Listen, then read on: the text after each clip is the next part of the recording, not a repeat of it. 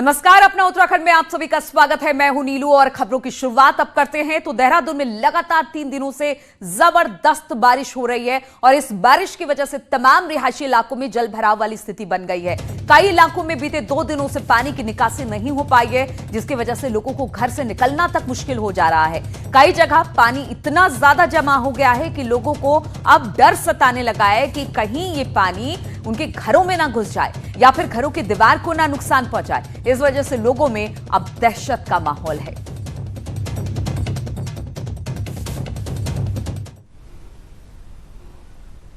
देहरादून में लगातार पिछले 3 दिनों से बारिश हो रही है और बारिश की वजह से तमाम जो रिहायशी इलाकों में पानी इस तरीके से जम रहा है। और इस वक्त मैं जहां मौजूद हूं, लगातार यहां पे 3 दिन से पानी इसी तरीके से मौजूद है और पूरी तरह से घिर चुका है। और हालात ये है कि लोग यहां पर पिछले 3 दिनों से जा नहीं पा रहे हैं, ना घर से निकल पा रहे हैं। और ऐसे में लोगों को ये डर है कि कहीं घरों में पानी ना घुस जाए, क्योंकि पानी लगातार यहाँ पर इसी तरीके से इकट्ठा है। आपसे जानना चाहता हूँ कि ये यहाँ पर पानी कितना था और लगातार जो बारिश की वजह से आप फंसे हुए हो, कोई मदद करने आया? जी, मदद के लिए सिर्फ खाना पूर्ति हो रही है और 3 दिन से लगातार इतनी हैवी बारिश की वजह से यहाँ जल भराव हो गया है।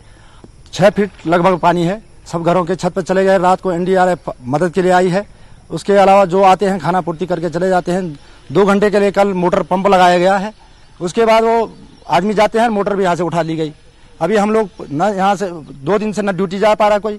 एक बुजुर्ग हैं, बीमार हैं, उनको यहाँ रात जो है कंधे पे उठा के 8-10 आदमी उनको ले गए, लेकिन यहाँ पर कोई सुनवाई नहीं हो रही है, न कोई काम हो रहा है और हम लोग 3 दिन से ऐसे ही फंसे हुए हैं। बिल्कुल।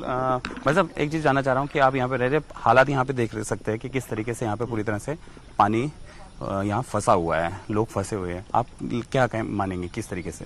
ये लापरवाही है।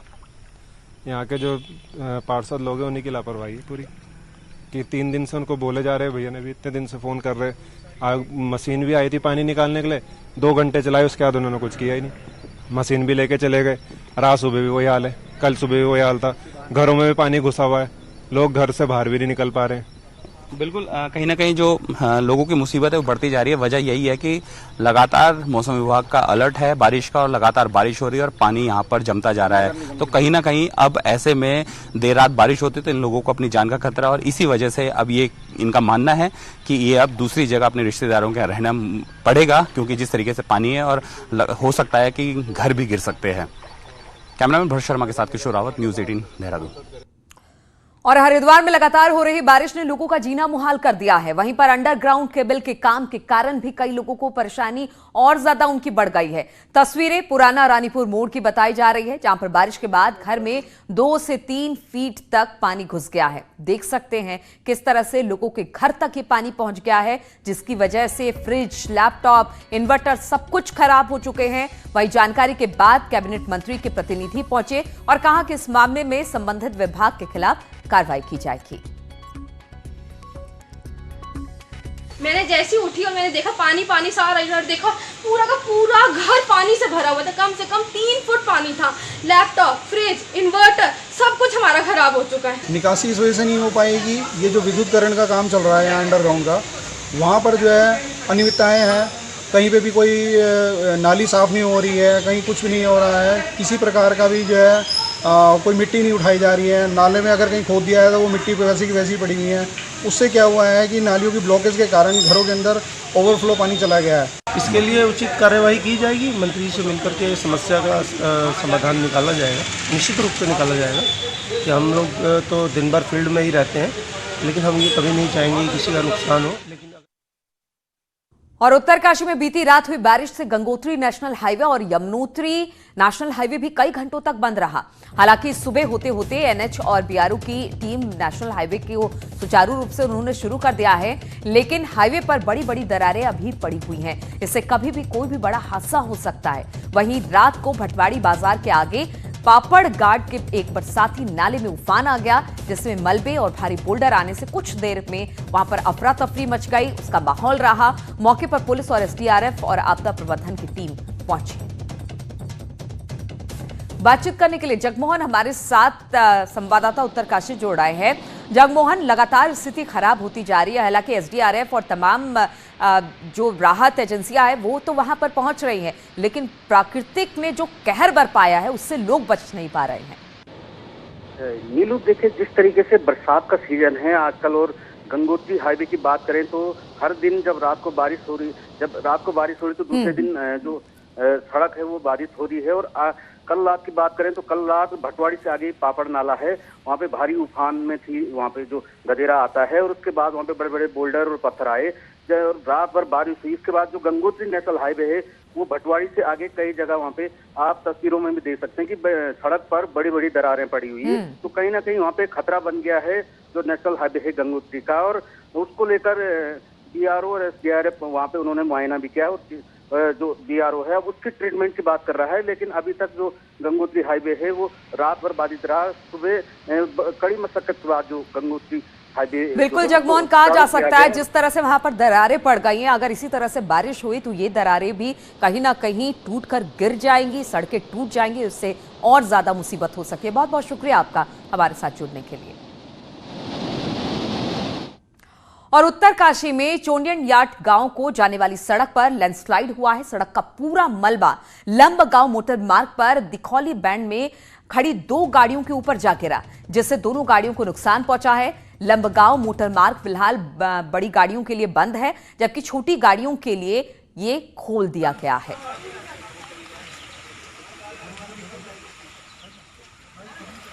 दो चार मिनट की वीडियो बना। और टेरी में बारिश को लेकर प्रशासन की तैयारियों की हवाई दावों की पोल खुल गई है। प्रशासन द्वारा आपदा को लेकर सभी तैयारी पूरी करने का दावा किया गया था। साथ ही सड़क बंद होने पर जल्द कार्रवाई की बात भी कही जा रही थी, लेकिन बीते 2 दिनों में लगातार जिस तरह से बारिश हो रही है उसको लेकर जो प्रशासन के दावे हैं वो बिल्कुल नाकाफी साबित हुए हैं। नई टेरी फायर स्टेशन का पुश्ता ढहने से लोगों की परेशानियां बढ़ गई है। वहीं पूरम मार्ग का एक हिस्सा ढह गया है। जिले में अभी 9 सड़कें मलबा आने के चलते बंद पड़ गई हैं। सड़क बंद होने की सूचना प्राप्त होती है, तत्काल जो मशीन्स हमारी JCB है, पोकलेन है, वो उस स्थान की ओर मूव करेंगी जिसमें कि लैंडस्लाइड हुआ है। तो सभी अधिकारी इसमें तत्परता से लगे हैं और हर सड़क का एक्सपेक्टेड टाइम जो ओपनिंग का है वो भी हमें मिल चुका है। अधिकतर सड़कें आज दिन तक और उसके पश्चात शाम तक खुल जाएंगी। और मानसून काल में जर्जर सड़कों से जूझ रहे लोगों के लिए एक अच्छी खबर आई है। प्रदेश सरकार ने करीब 5000 किलोमीटर लंबाई की 255 सड़कों का स्टेटस अपग्रेड कर दिया है। इससे अब इन सड़कों की समय पर मरम्मत हो सकेगी और इसके तहत करीब 1300 किलोमीटर लंबे 44 ग्रामीण और जिला मार्गों को स्टेट हाईवे का दर्जा दे दिया गया है। प्रदेश में अब स्टेट हाईवे की संख्या बढ़कर 108 हो गई है। इसके अलावा 106 ग्रामीण सड़कों को मुख्य जिले मार्ग और 103 ग्रामीण सड़कों को अन्य जिला मार्ग का दर्जा दे दिया गया है। इससे सबसे अधिक फायदा उन ग्रामीण क्षेत्रों को होगा जहां जर्जर स्थिति में पड़ी सड़कों की कोई सुध लेने वाला नहीं है। के उपरांत कुल हमारे स्टेट में 108 स्टेट हाईवे हो गए हैं और 165 MDR और 416 ODR। इनके बनाने का उद्देश्य भी यही रहता है कि जैसे जैसे मार्गों पर ट्रैफिक बढ़ता है, उनकी इम्पोर्टेंस बढ़ती है, तो उस हिसाब से उसमें हमें केंद्र पोषित योजनाओं का भी लाभ लिया जाना होता है। तो उसके लिए ये काफ़ी उपयोगी साबित। और उत्तराखंड में बारिश के कारण कई इलाकों में आपदा जैसी स्थिति बन गई है, लेकिन कई लोग साल 2013 में आई आपदा का भी दंश अब तक झेल रहे हैं। दिखाते हैं ये रिपोर्ट।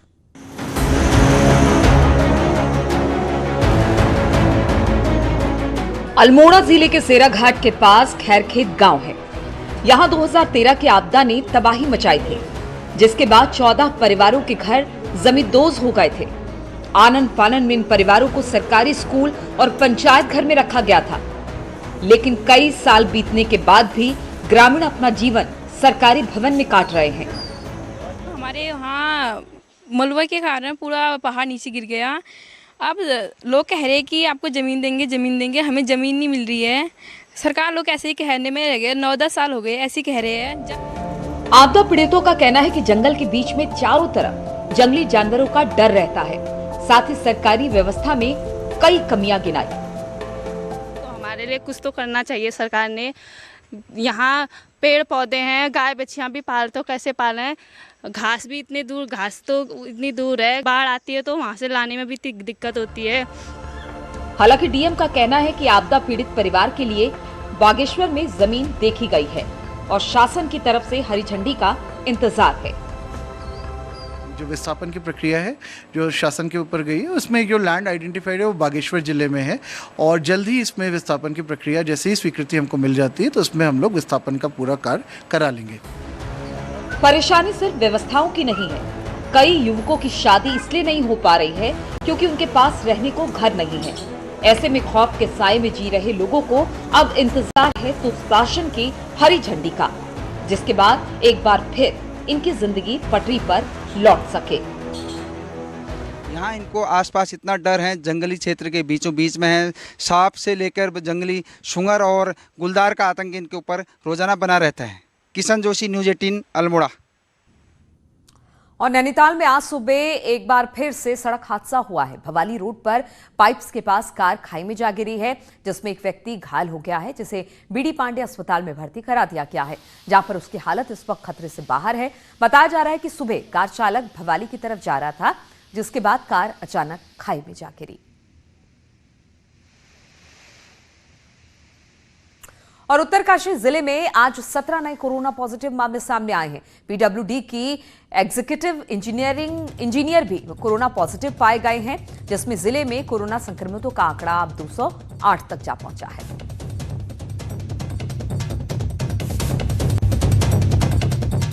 और रामनगर से बड़ी खबर है, यहां पर कोविड-19 के नोडल अधिकारी कोरोना पॉजिटिव पाए गए हैं। बड़ी राहत की खबर यह रही कि नोडल अधिकारी के संपर्क में आए लोगों की जांच की गई, जिसमें सभी की रिपोर्ट नेगेटिव आई है।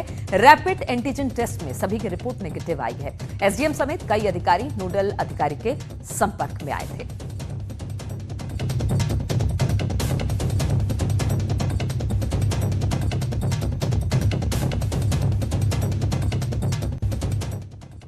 तो प्रदेश में कोरोना के मरीजों की तादाद लगातार बढ़ रही है। वहीं टनकपुर में भी कोरोना मरीजों की संख्या बढ़ी है।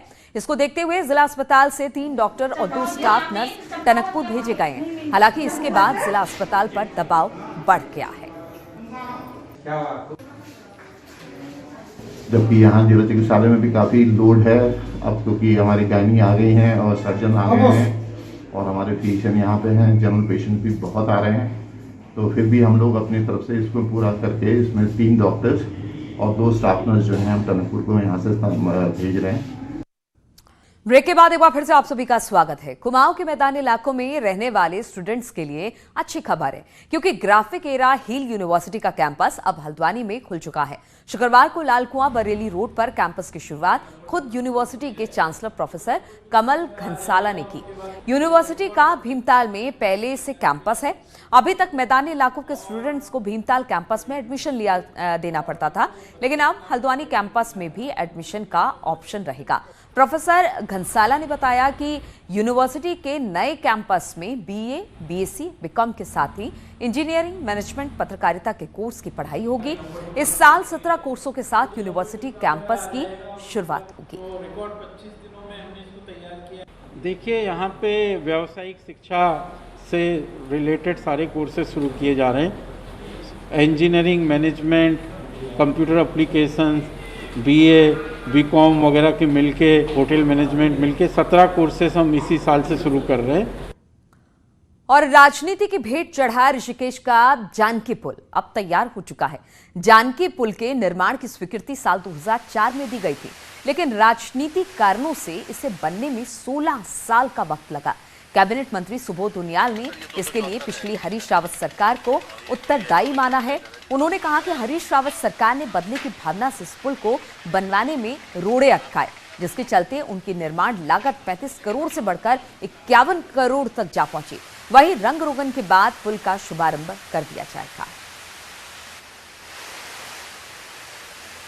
हरीश रावत जी की सरकार के जो बदले की भावना से इसको रोकने के कारण इसकी कीमत भी बढ़ करके 35 करोड़ से 51 करोड़ पहुंच गई। तो उसके बाद रिवाइज एस्टीमेट स्वीकृत करने के बाद इसका निर्माण फिर प्रारंभ, जो छूटा हुआ काम था पूरा शुरू हुआ।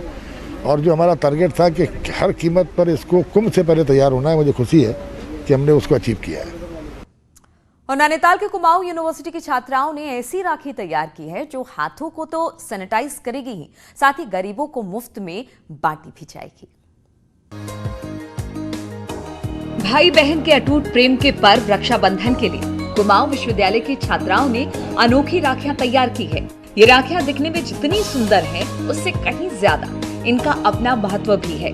कोरोना काल में तैयार इन हर्बल और औषधीय गुणों वाली राखियों को परंपरागत सामान जैसे कपूर, राई, हल्दी से तैयार किया गया है। ये राखियां लोगों को स्वस्थ रखने के साथ हाथों को भी सैनिटाइज करती है। कई दिनों की मेहनत के बाद तैयार इन अनमोल राखियों को बाजार में बेचा नहीं जा रहा है, लेकिन गरीबों को ये मुफ्त में बांटी जा रही है। आपके पहाड़ों के उत्पादों से जैसे हल्दी, राई और कपूर से बनी है, जो एक एंटीबायोटिक और एंटीसेप्टिक का काम करते हैं। तो अगर आप इन राखियों को अपने हाथ में पहनते हैं तो ये सैनिटाइजर का काम करती हैं। ये राखियाँ हम निःशुल्क वितरण करेंगे इन राखियों का, और हम उन लोगों को देंगे जो राखियाँ खरीदने में जो नहीं खरीद सकते हैं। मतलब जो गरीब वर्ग है वो हम चाइनीज़ राखियाँ जो बाजार में बिक रही हैं वो खरीद नहीं सकता, तो हम उन्हें निःशुल्क बांटेंगे। कोरोना काल में प्रधानमंत्री की आत्मनिर्भर अपील के बाद कुमाऊं यूनिवर्सिटी में रोजगार परक अध्ययन केंद्र ने भी मुहिम शुरू की है। इसी दौरान इन छात्राओं को स्पर्श गंगा अभियान के तहत स्वरोजगार से आत्मनिर्भर बनने का काम दिया गया। मैंने इन बच्चों से राखी बनवाने के लिए कहा है, और ये केवल नैनीताल डीएसबी के बच्चे नहीं बना रहे, ये पूरे उत्तराखंड में हम जहाँ तक भी हमारे संपर्क हैं, क्योंकि मैं एनएसएस से जुड़ा रहा, तो सब जगह के बच्चे आज स्टूडेंट्स स्पर्श गंगा अभियान के तहत इन राखियों को जोड़ रहे हैं। कुमाऊं यूनिवर्सिटी की छात्राओं की मुहिम के दो फायदे हो रहे हैं। एक तो लोगों को आत्मनिर्भर बनाने की कवायद की जा रही है, और दूसरा जो बाजार से महंगी राखियां नहीं खरीद सकते, उन्हें ये राखियां मुफ्त में दी जा रही है। नैनीताल से न्यूज़ 18 के लिए वीरेंद्र बिष्ट की रिपोर्ट। और विकासनगर से खबर है, यहाँ पर कोरोना की वजह से एक तरफ जहाँ कई लोगों का रोजगार छिन गया, वहीं पर पहाड़ की कई महिलाएं खुद के रोजगार के साथ कई महिलाओं को भी रोजगार दे रही है। महिलाओं का ये समूह खुद तो आर्थिक रूप से मजबूत हो रहा है, साथ ही गांव की अन्य महिलाओं की भी आर्थिकी को सुधारने का काम कर रहा है। महिलाओं की माने तो भारत चीन तनाव के बीच बाजार में देशी राखियों की खासी डिमांड है, जिसे महिला समूह मौजूद 10 महिलाएं पूरा नहीं कर सकती हैं, जिसे पूरा करने के लिए गांव की करीब 70-80 महिलाएं भी इस समूह से जुड़कर अच्छी आमदनी कमा रही हैं। और मैं पहले बैग बनाती थी, फिर हमारे पास लॉकडाउन में मास्क बनाने का काम आया है, और जब अब मास्क का काम थोड़ा कम हो गया तो हम राखी का काम कर रहे हैं, जिसमें मार्केट में बहुत अच्छा रिस्पांस मिल रहा है। पहले तो जूट बैग बनाते थे, फिर लॉकडाउन में हमने क्या करा, ये मास्क का भी काम किया कि जिस टाइम किसी के पास काम नहीं था उस टाइम भी हमने काम किया। तो आज हमने होली में भी रंग बनाए थे, तो अच्छा काम हुआ। अब हमने राखी बनाई। और चमोली की विश्व प्रसिद्ध फूलों की घाटी को अब पर्यटकों के लिए खोल दिया गया है। खूबसूरत फूलों से सजी इस घाटी के दीदार करने के लिए सैलानियों को घाटी में प्रवेश करने से पहले 72 घंटे पहले अपना कोविड-19 टेस्ट निगेटिव आना उनका जरूरी है, और इसको उन्हें पहले साइट पर अपलोड करना होगा। साथ ही मूल प्रति दिखाने के बाद ही पर्यटकों को घाटी में प्रवेश करने दिया जाएगा। इसके साथ ही सैलानियों को घाटी देखने के लिए 150 रुपये भी देने पड़ेंगे। तो इसी के साथ उत्तराखंड की खबरों में फिलहाल इतना ही। रुकेंगे छोटे से ब्रेक के लिए।